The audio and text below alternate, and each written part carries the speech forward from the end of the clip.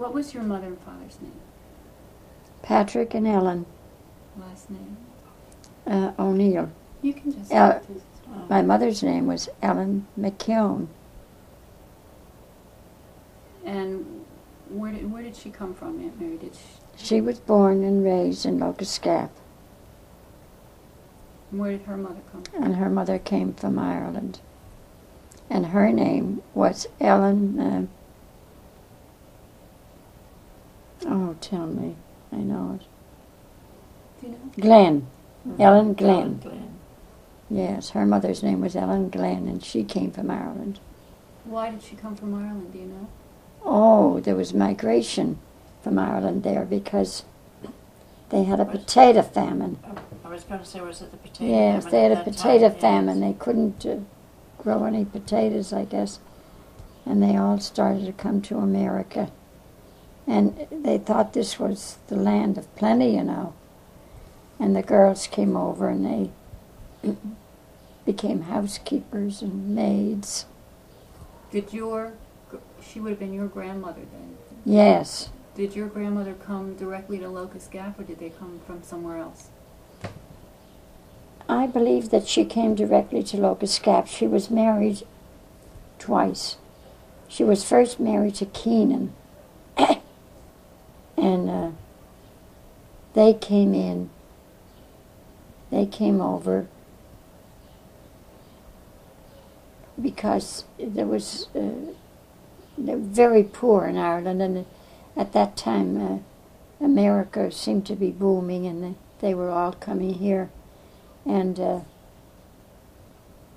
they went to the lower part of the town where the mines and colliery was then. In Locust Gap? Yes. And they had a big explosion one time, and the whole place was destroyed. So they came up further to start over again. Well, I can never understand. Now, you were saying that when Mother McKeown came from Ireland, that she came straight to Locust Gap. There must have been somebody... At that time, it was away down there where John Borden's gas station is. I know that because I read that in the book too. Yes, that was Locust Gap then. Uh-huh. And then they... But when they come from Ireland, they had to go to New York, and then from New York, how did they get to... Yeah, we don't know. I don't know that they went to New York at that time because they came over in boats that weren't... what would you call it? Those big ships. They came over in boats that was Well, blown by the wind. Oh, sailboats. Sailboats. Yes, they came in boats. They had no mechanical devices. Uh-huh. And they were months getting across. It was so... Or maybe they landed then in Philadelphia. Why did your grandmother have two marriages? Your grandmother Glenn. When the first husband died... And his name was Glenn. No, her name was Glenn, Ellen Glenn. And she was married to... What was his... Martin? Keenan. Anyhow, his name was Keenan. And he died. He was only 35 when he died. Yes, he was a young man and she was a young woman. How did he die? Sickness, I think it was, wasn't it? I don't think he was killed. I think it was sickness. Uh-huh. And then she married McKeown. Hugh McKeown. And he came from Kentucky. He came up here from Kentucky, and we never could find out why he came from Kentucky up here to this coal mines. Was he a miner? Yes, he used to work in the mines. What part of Ireland did your grandmother come Cork, from? I think. She came from Cork. Did her whole family come over, or just her? No, I only know of her. We didn't have any relatives belonging to her. Look what she started. Yes! Oh. What about... And we always just called her Mother. We never Mother called her McKeown. grandmother. Mother. She was Mother McKeown to everybody.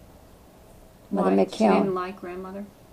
I don't know, but that's all we ever knew her by was Mother McKeown. Well, your own mother, she went And by she was Mother Neil. Neil, too. Not O'Neill, but Neil. She was always Mother Neil. What about your father's family? Where did he?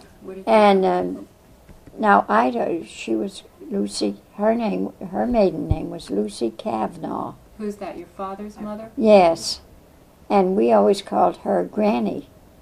She was just Granny to us, and we didn't know anything about her outside of that she was Kavanagh. She lived in the Gap?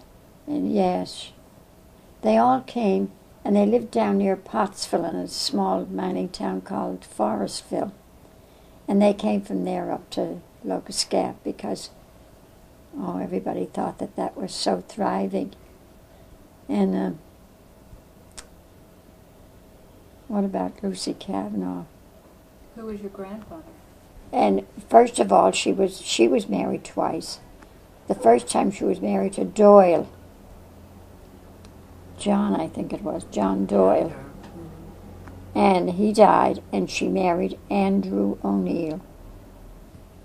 And the first time it was the reverse. She had boys. How many boys? And I don't think she had any girls, all boys. And the second time she had 3 boys and 1 girl. Aunt Mary McHugh was the girl, and she was nice, Aunt Mary McHugh. So how many children did she have altogether? Do you remember? Yeah, she had. Now that was 4. Uncle Andrew, Uncle Mick, and my father, Patrick. And the first time she had Peter, John, and Richard. And they all... That was 3 boys. And there were 3 Doyles. 3 Doyles, yes. And did they come from Ireland, or you don't know where they came from?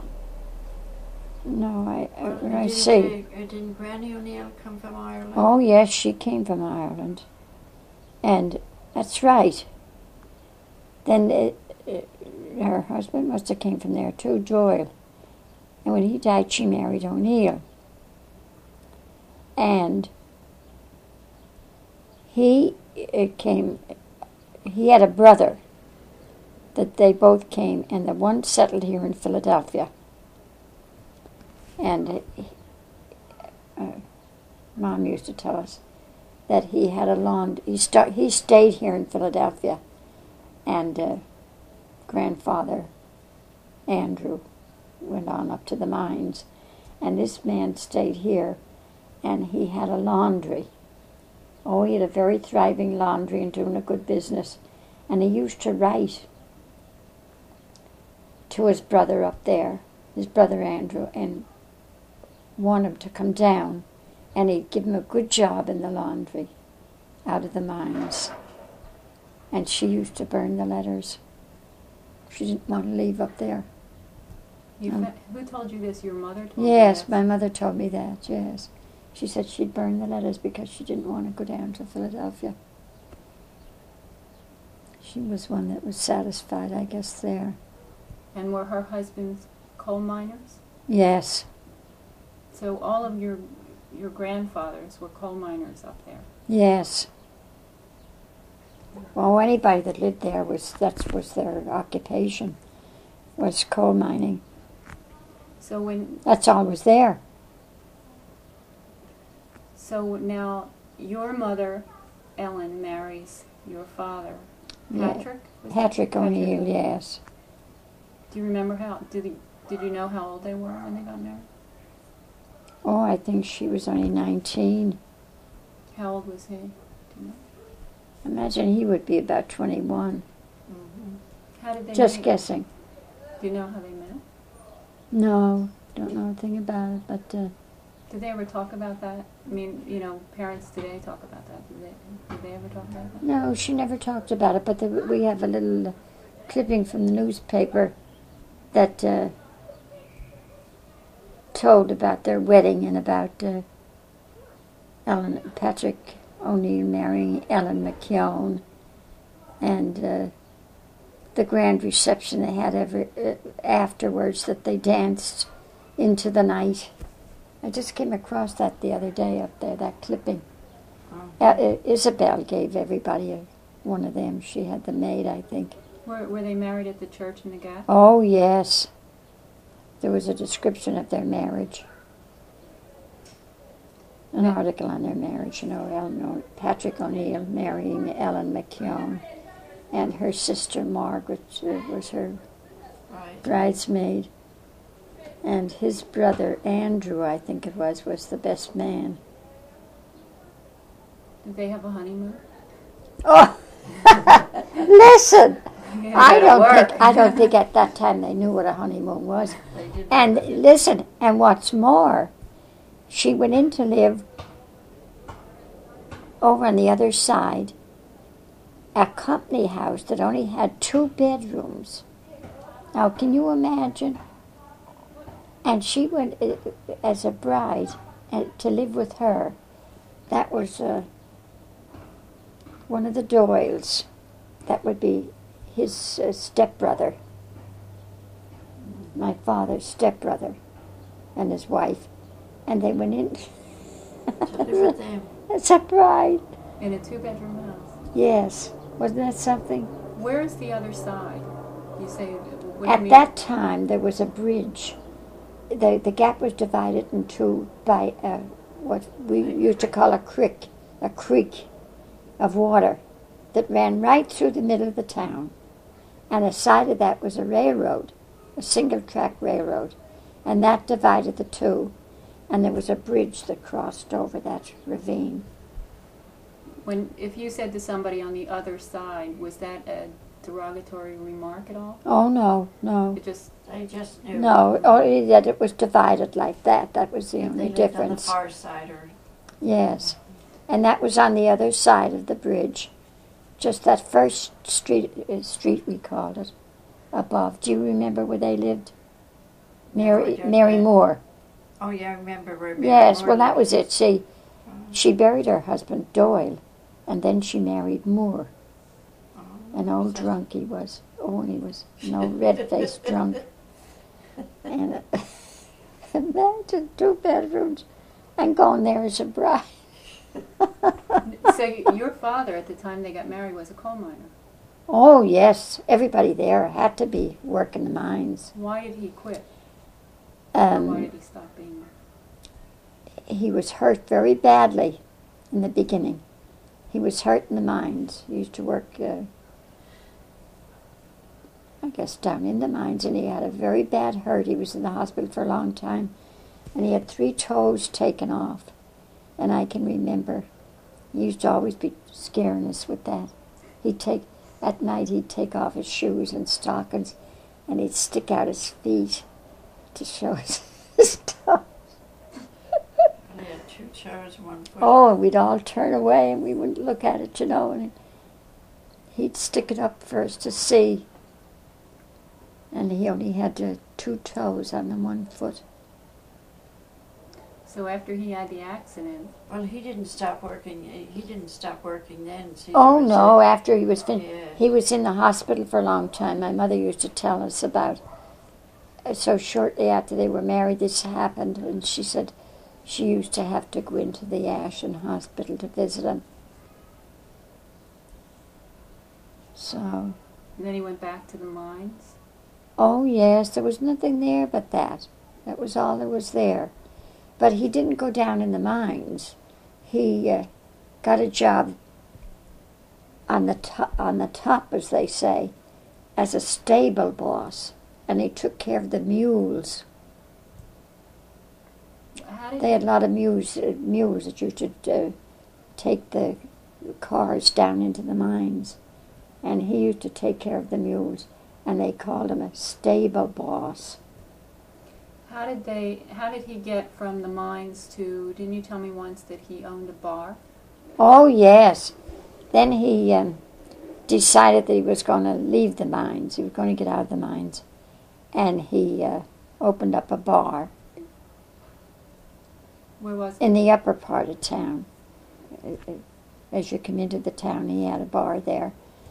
Was that And up at Noon's? yes, that was the first one. Where did he get the money for it? They borrow. didn't have to Oh, put I it don't in. know. I guess he'd have to borrow it. I don't know They, where he'd get it because there was none of them rich up there. They wouldn't have money enough to lend. well, how would you? How come then everybody wouldn't do that? Open up shops. So I mean, how did he? Well, whoever was there wanted to get out, I guess, and they induced him to take it over.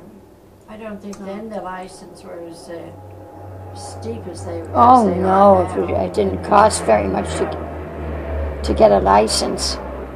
And did he have to buy the property or just? No, he just rented.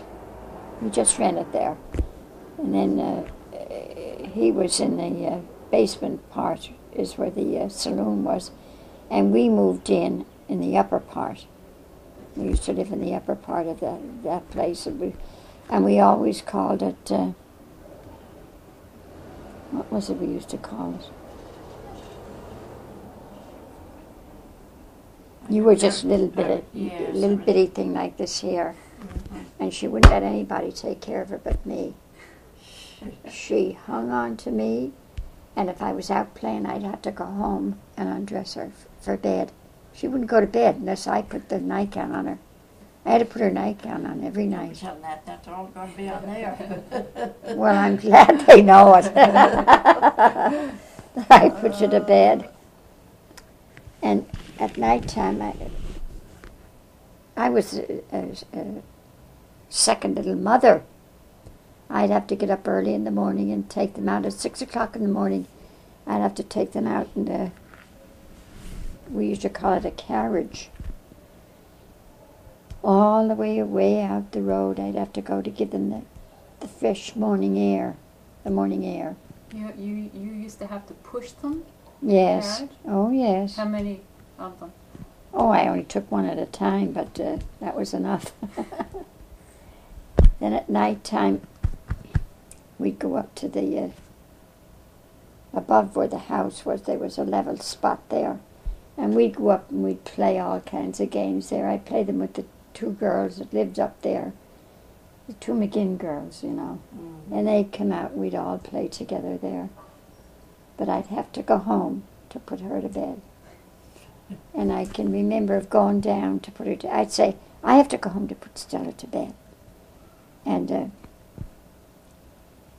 I'd give up the game to go down. And, oh, they used to get mad because I went home every night to put her to bed.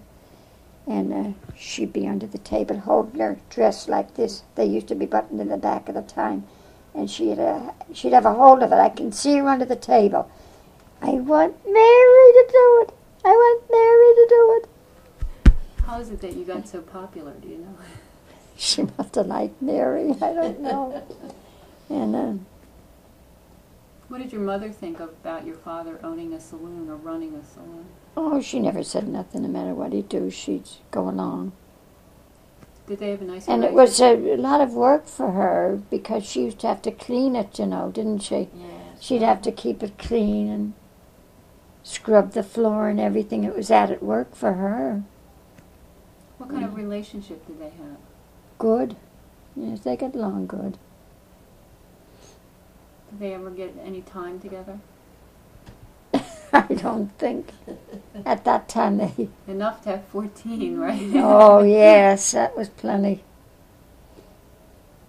Then Well, I don't think the business lasted too long because up there, you know, they were always going out and strike. And they would buy, as they say, on tick. And they'd run up, you know, big bills. And then when they'd go back after the strike was over, they'd forget that they had Yes, this. they'd never pay. I said, that was a great thing to get with on time, wasn't it? Drink. Mm-hmm. I said, that never should have been, but they, I guess, had to do it to keep the trade. And those men that went there didn't have any money, and he'd let them have it until payday. It went from payday to payday, and he'd let them have, when they'd come in the evening, he'd give it to them on time, and when payday came, they'd pay him for it. did he have a nickname? They just called him Pat. Patty. That's, Patty. he got Patty. Patty O'Neill. Yes, he just got Patty. How did you end up in the house on the hill? And that was a little house belonging to some, in the beginning, before now. It was just a room down and a room up. And it was way up there. You had to walk a bush path to get up to it. Now, wasn't that awful? And they decided to buy it.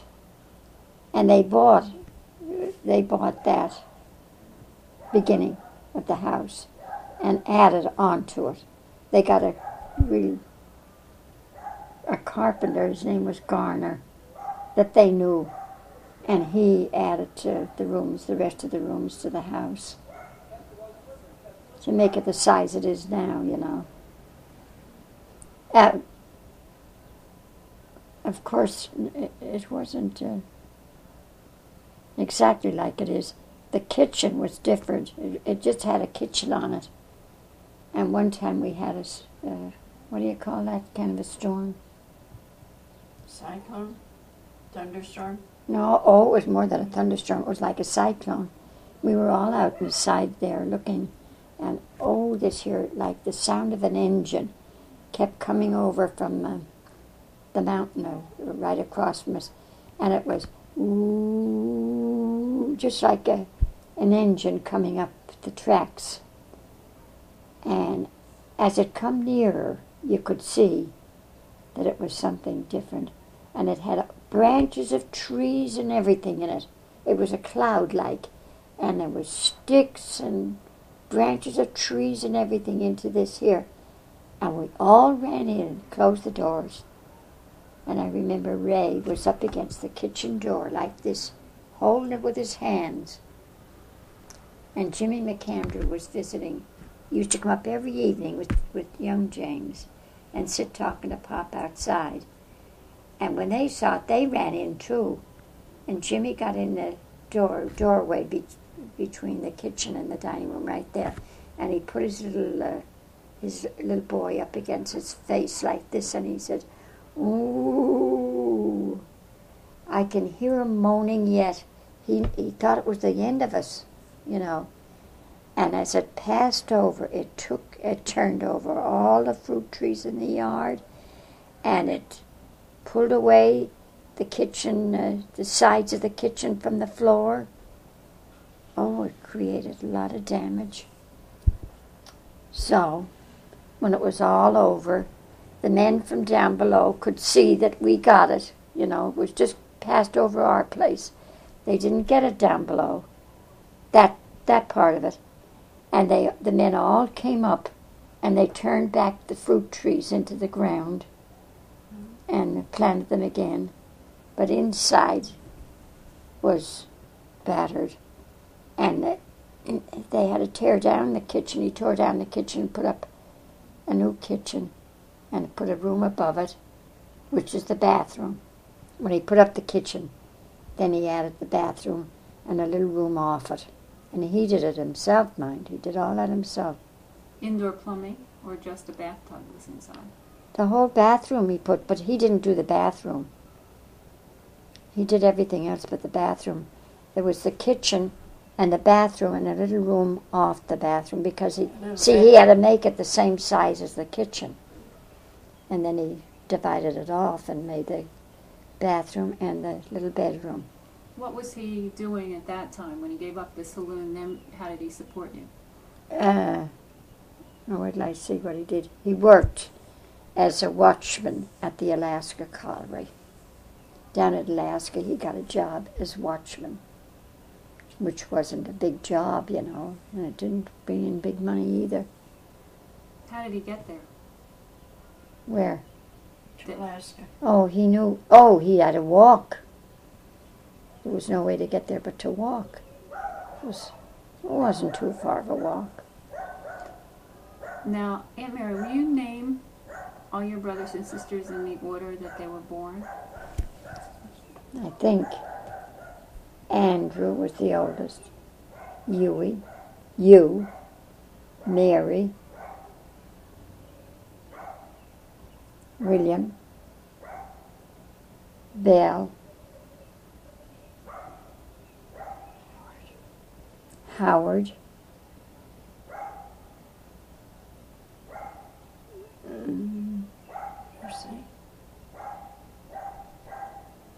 Yes, Who did Lucy, Robbie mean?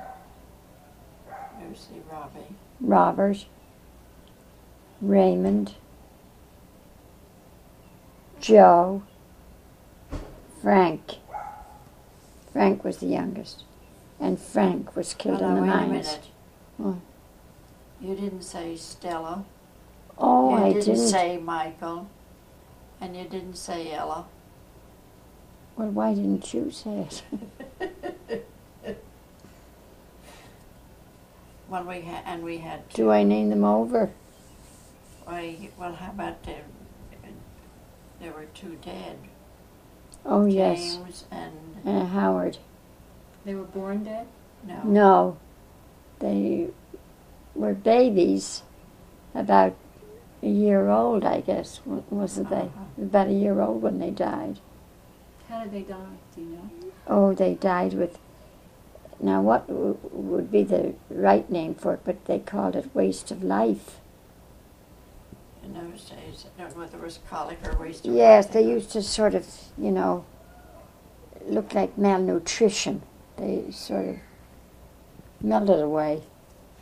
They couldn't get anything that agreed with them, to nourish them, and they just faded away. How did your parents handle it when one of the children would die like that? Well, they were more or less resigned to it because there was always a baby. There was always two babies.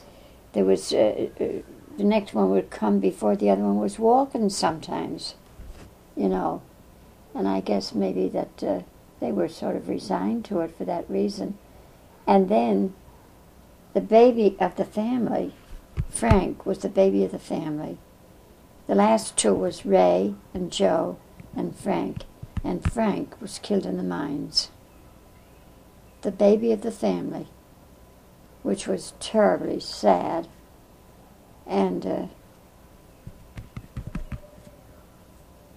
was I going to say about that? Was he your mother's favorite, do you think? Did she have a favorite? No, I don't think she had any favorites. But being the youngest of the family, it was really hard. Everybody minded that, and I can remember. I think he was engaged to be married, wasn't he? He had a girl in Shamokin, and he really was in love with her. And when the day that he was hurt, I was married and living in Cultmont then, and they had to go through through Cultmont to get to the hospital at Shamokin. They were taken him to the Shamokin hospital, and they had to pass my house also. And I was just ready to go uptown. I almost missed them when the rap came to the door. And I went there, and it was Joe Kramer. And I was so astonished to see him standing there, of all people, from the Gap. And he said, Mary, he said, Frank was hurt, he says, today in the hospital. He says, we're taking him to the Shamokin hospital. He says, and we'd like you to go along. And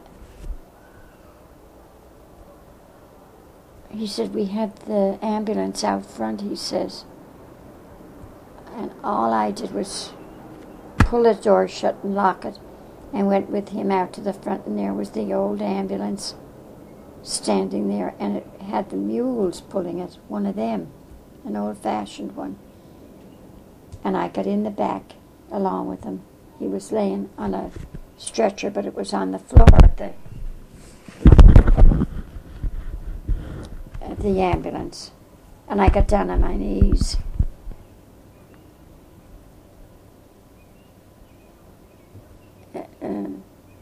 And I was talking to him. I got down and I said, oh, Frank, I said, now don't worry. I said, you'll be all right. And he said to me, Mary, he says, I didn't do right with you, he says. I said, oh, yes, you did. I said, now, don't feel that way. He said, oh, I did a lot of things, he said, against you that I shouldn't have done. He said, I used to take that car, he says, when I had no business doing it. See, I got this car. and he was used to want it, and he used to take it out, and ride in it.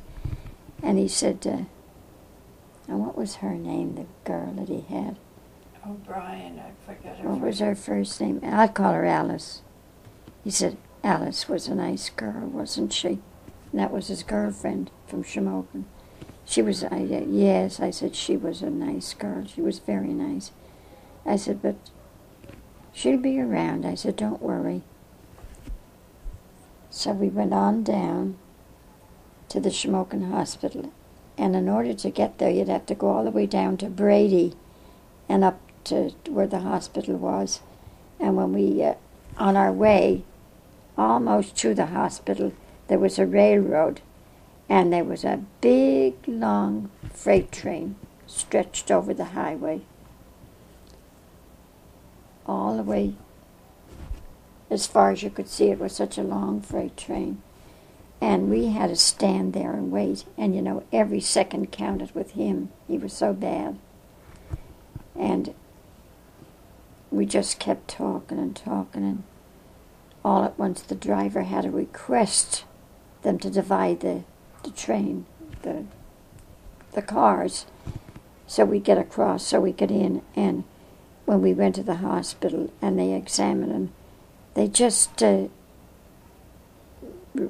put the thing that he was on, what would you call it? Stretcher. Yes, over against the wall there, and they left him there. Didn't even take the clothes off or anything. And with that, my mother and father came, and they came in and they stayed with them. And I left and went back up to Copmont because it was late then by that time, and I had to go back up to oversee things and tell Ted what happened and everything. And my mother and father stayed.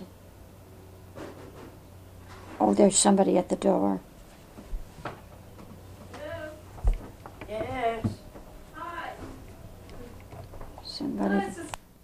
You were talking about when your brother was in the hospital. Your Oh, parents, yes. Your parents, you left your parents Yes, there my and you mother went and home. father was there. So he died while they were there. And they came up as far as Copmont. I don't know who drove them up. But they came in to spend the rest of the night with me. It was almost morning anyhow. And they came in and they were sitting in the living room on the couch, and the two of them was crying like I don't know what. And I remember my father saying, "Oh, Al," he said, "we had to have this," he said, "so late in our life." Oh. Yes.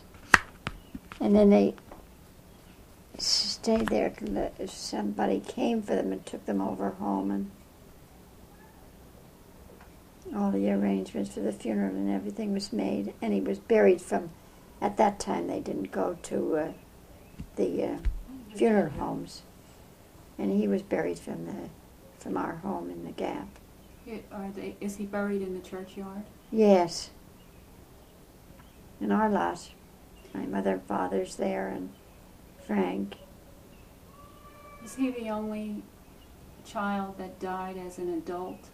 No, the first one was Willie. He died with Bright's disease. And who was And then Robert? Robert. Yes, I don't know. He died with I don't know. I was in the novitiate when he died, and I think it was Belle told me afterwards that it was what they called walking typhoid fever. yes, I think that's what it was. He was a sort of delirious, Mm-hmm. And I think Willie was 20 or 21. Yes. And Robbie was 19, 20. Frank was 19. So the three of them were really, Mm-hmm. The last three of them. two died as babies. Did your parents give you away in your weddings? Oh, The no. girls? No. they were, no, there was no such a thing in the gap as that, you know, giving anybody giving you away. They just were married and that was it. There's water, so. Oh, I hope it isn't bursted. No, maybe when Missy, came back with that. I'll give you another one.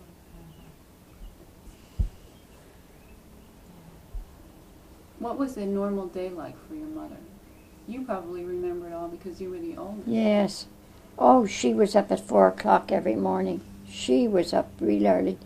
And we used to say to her, "What do you get up so early for?" She says, "Oh, I have to get my work done," she said, "before the babies get up," she says, "because I have to take care of them then." She said, and I couldn't get my work done.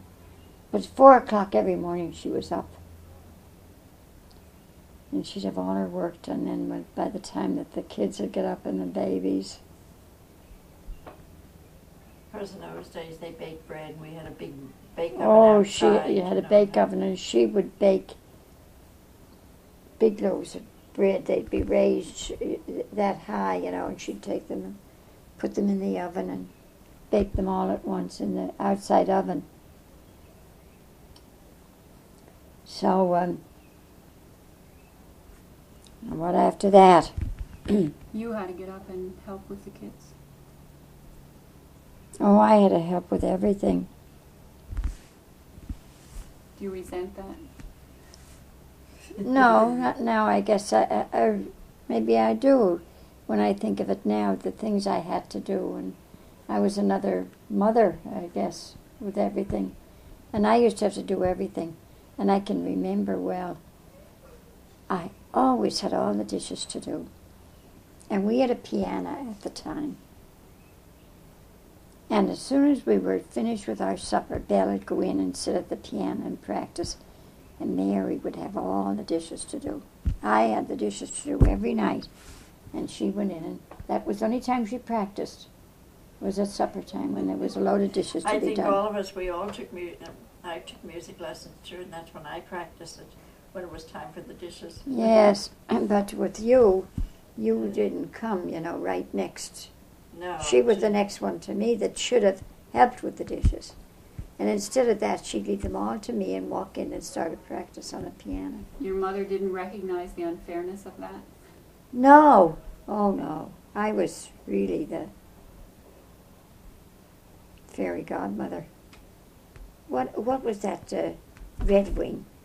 She had a famous piece that she used to play. It was called Red Wing. Do you remember that? Mm-hmm. Oh, The Red Wing. Mary. Yeah, that's an oldie. What was it like for you, sister, being one of the younger ones? Well, I was in the middle. I was the 9th. There were six younger than I.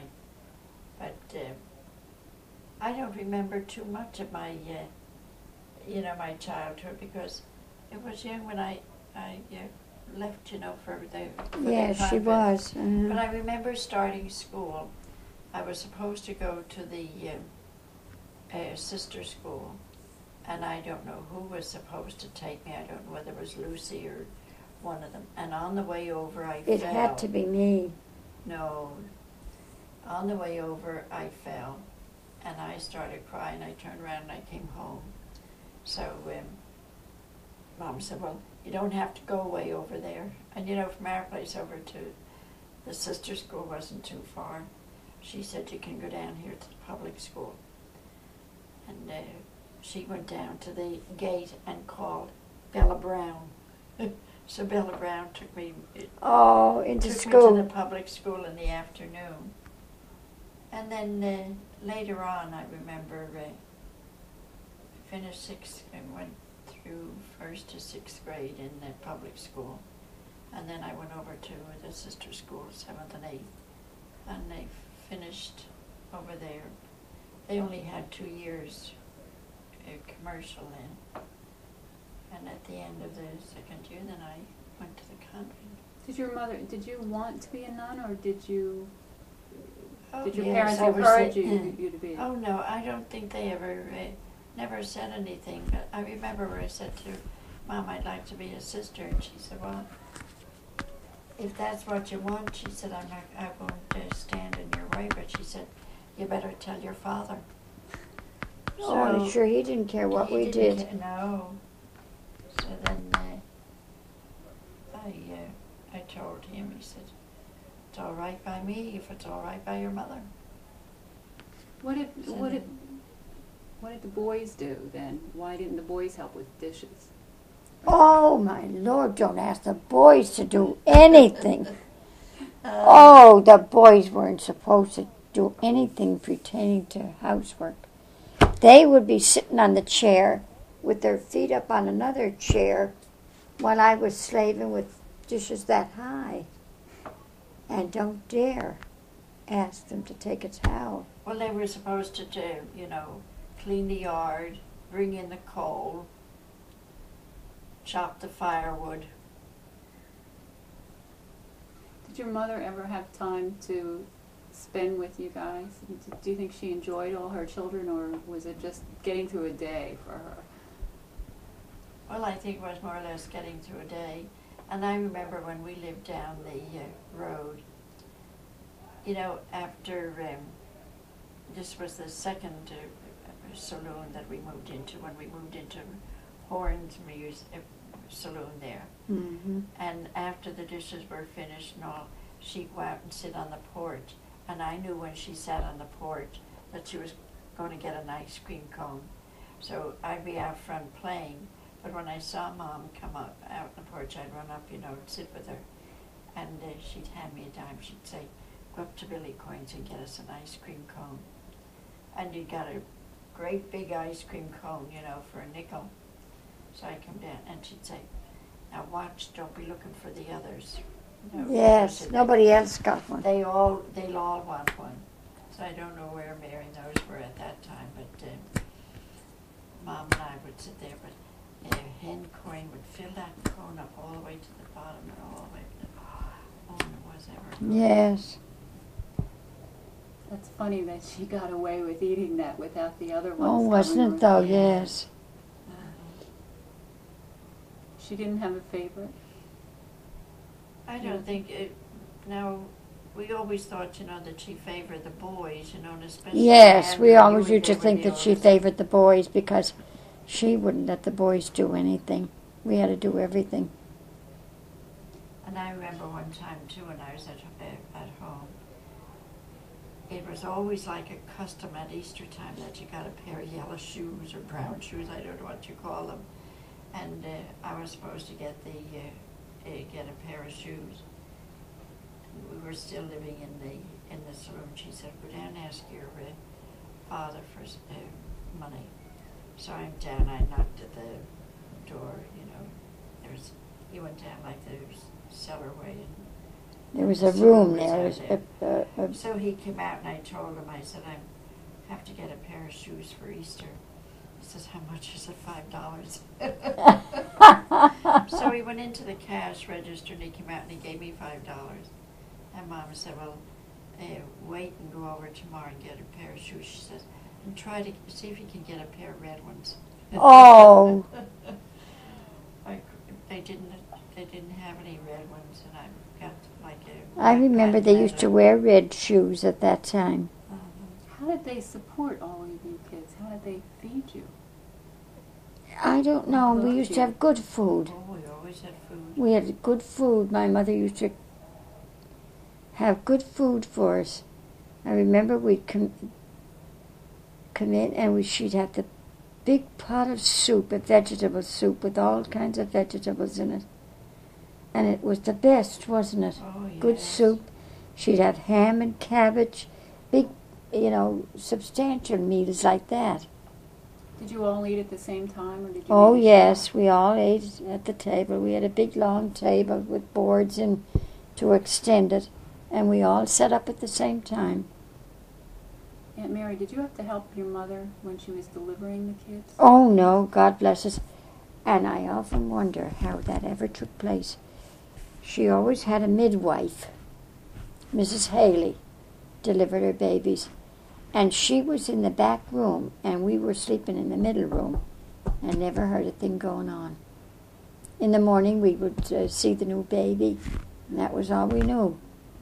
It was Mrs. Haley, and she'd come and go home, and there would be the new baby when we get up in the morning. You know, she must have been made of iron. Did your parents name each child, or as you got older, did you? She did the help? naming. My mother did all the naming herself. Mom never liked big names. She always say, just short names. So I guess that's why it was Mary, Isabel, Lucy, Stella, Ella. Mm-hmm. Did your father enjoy the kids? Oh, yes. And he was, you know what I mean, good with kids. Yes. And kind. What I mean, he never minded them or anything like that. But he'd get down on the floor and go on his hands and knees, and we'd ride on his back. That kind. And then he'd cross his legs and put us on his foot and swing us on take our hands and swing us on his foot. And we'd stand there waiting for our turn to do that. He was really good with us. Mm-hmm. And with the kids, with them all. And I remember when we were studying, if we were studying, like at the dining room table, he'd come in through the kitchen, and when he passed, he'd do this, like back of your ear, and it would hurt. Yes, And you'd turn, you'd say, "You big Patty Mooney," yes. and he'd laugh. He thought that, then by that time, you turn this way, and then you do it to this hip. Yes. Who was Patty Mooney? Was that his nickname? Big Patty Mooney. No, What we is should just say that to him because I there don't know was why we put the Mooney. why but there was an old guy who used to loaf around up there called Paddy Mooney, and we called him Paddy Mooney. School. And Did your parents encourage you to get married, or did they say? you oh, can they never. work? No, they never had a word to say about that, about getting married. That was strictly your affair. But there was no work to be had up there for girls, was there? Not where we lived in Locust Gap, but there was in Mount Carmel. They'd have to go over to Mount Carmel to work. They had a silk mill there, and all the girls went over there to work. And how did they get there? Factory. Yes. They went there, and they had to go on the train to Mount Carmel to get to work. How did your father die? He had died with pneumonia. And my mother took a stroke. That's how she died. She died when, how old? How old was she? 83. Pop was 73 and Mom was 83 when she died. That was, Pop died 1935. And Mom died in 1947. And as far as the work was concerned, there was none of them work but me. I said, when Ella graduated, she came down here after she graduated to get work, and she stayed. Belle came down to be a nurse, and she stayed. Lucy came down, and she didn't stay. She came down to be a nurse with Belle, and she only stayed a short time when she gave it up and came back home. And she used to go around with your daddy, Dan O'Donnell. Not your daddy. My grandfather. Your mother's, yes. And she went around with Dan, and the first thing you know, she got married. And they came down here to live. No, I forget They about lived in that. Mount Carmel first. Oh yes, they went to Mount Carmel to live because he was working in the clothing store. He was a clerk in a big clothing store over in Mount Carmel. And they got a house on 3rd Street, down at the end of 3rd Street, I remember. Then, what? They were all going off. And as I said, Mary was always the helper. She was elected to do everything. And my uncle, Willie, next door, and I was out of school for a couple of years because things began to get hectic for her with all them babies. And she took me out of school to help. And after I was out of school about 3 years when my uncle, her brother next door, decided to come out for school director. And right away they thought, oh, this is a good chance to get married in a teaching job to earn money. And I was taken out of school. Oh, I was out of school. And when he came out for director, I was sent back to school after missing. Well, you know that I missed those 3 years all through my life. I missed those 3 years in my education. So I went back to school because he was coming out and he could get me a teaching job, which he did. When he was elected, he got me the teaching job, and I went to teach over in Diamond Town. Was my first appointment, and I taught for a good many years. You couldn't get away from kids, could you? No. Oh, it was from bad to worse.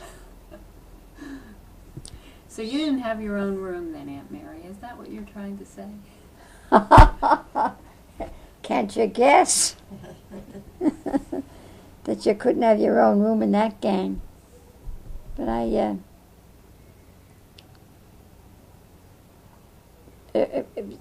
you had to take an examination.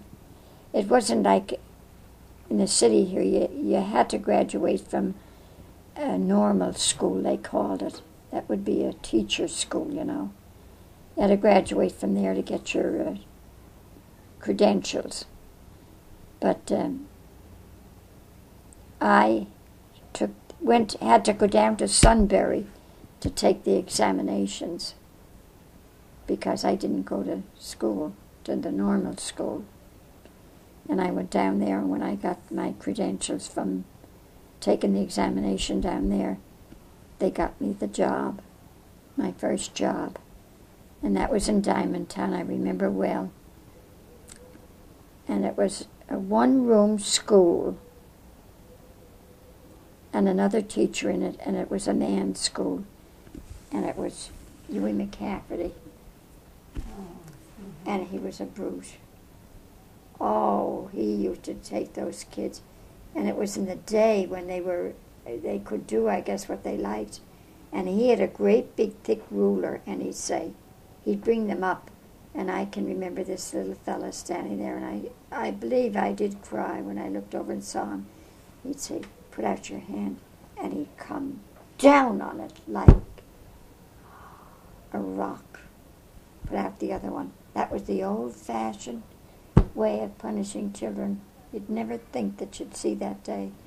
But that poor kid must have went home with red hands. I don't know how he got by with it. And I was in with him for 2 or 3 years, I guess it was, until they gave me a room of my own over an exchange. And then I was transferred from there to Beaverdale. And I was in with the young boy then that started the teaching. How did your Two in a room. How did your parents feel once all the kids were grown up and left? Were they lonely, or I guess? Oh no, they were never lonely because then they had the grandchildren. Andrew was married and his wife died, and they got May and Edwin came to live with them. And first of all, besides all the other children, she had 2 others belonging to my father's stepbrother by the name of Doyle, Lizzie and John Doyle. She had them. She took them and raised them, a boy and a girl. Raised them up to a young man and woman, and then they went off down to Reading to live with relatives of theirs. And after that, then Andrew was married. He went off and got married. And his wife died while he was in was it Philadelphia here? Philadelphia. He was living in Philadelphia here, and his wife died. And he came back up home with Edwin and May and brought them in. And we raised them. But then Huey was married and he lived next door, and they had a baby almost every year. Too. Yes, they had 12. Oh, they had a lot of children too. And they were living next door to us, and we had them most of the time. And everybody that came, they came over, to visit us. When anybody had come up from Philadelphia here to visit us, they'd be over first. They could see them coming up, and they would be in the house first. Tell me the story you told me once about the Molly Maguires. Oh, they were before my time, but I couldn't tell much about them. Only what my mother would tell us, about them. This Hester was the head of the Molly Maguires around there. And they used to,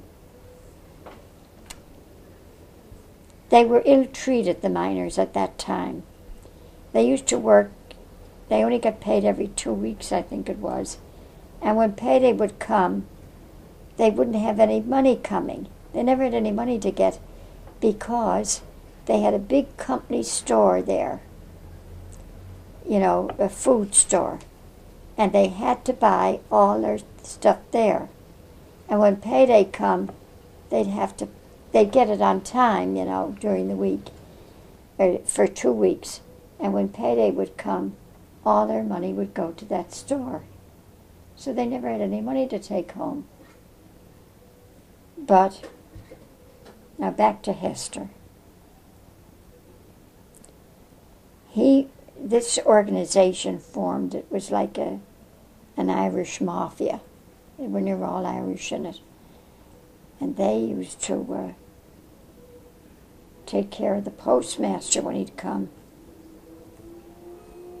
They'd watch for him, and they would abuse him and everything because he wasn't treating them right.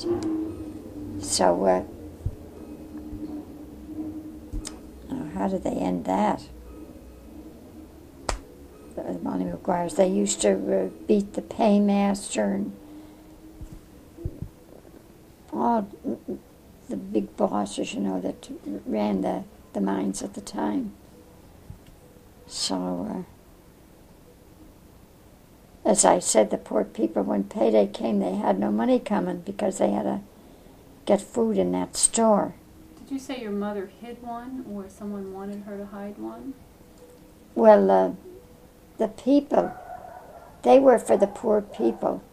And whenever these here detectives used to come in every once in a while looking for them, and the people used to hide them up on their attics, they'd take them in and put them up on the attic to hide for as long as those detectives were around. And then, what after that?